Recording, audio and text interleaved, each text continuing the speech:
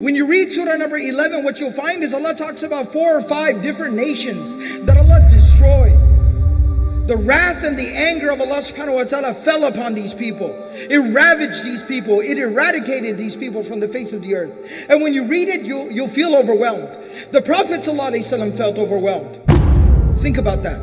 So when you read that, you're overwhelmed by reading about the wrath and the anger and the punishment of Allah. And then take that into consideration, how fierce, how powerful the wrath and the anger of Allah is. And then listen to this. Allah Himself says, no matter how powerful or overwhelming my wrath and my anger might be, Inna rahmati sabaqat ghadabi. But my mercy, it supersedes and it overcomes my wrath and my anger.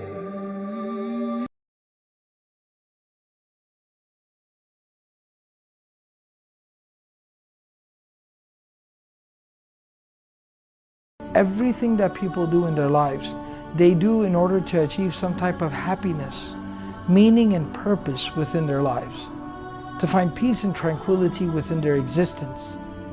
The Prophet of Allah sallallahu alaihi wasallam is described as being constantly connected to Allah subhanahu wa ta'ala. How do we go about in constantly remaining connected to Allah, engage in the dhikr and the remembrance of Allah? The Prophet of Allah sallallahu alaihi wasallam taught us daily du'as, supplications, adhkar, to make throughout the day, periodically throughout the day, based on whatever is going on with us at that particular time of the day.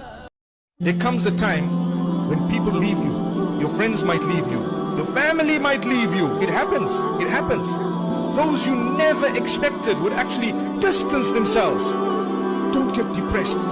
It's Allah telling you they've all gone. It's just you and I. Come. If you have a problem with feminism, Islam will fix it. If you have a problem with your wife not obeying you, Islam will fix it. Islam fixes a lot of the problems that men are currently facing. The problems we're discussing on this show, Islam fixes all of them. Right? That's the first thing about Islam.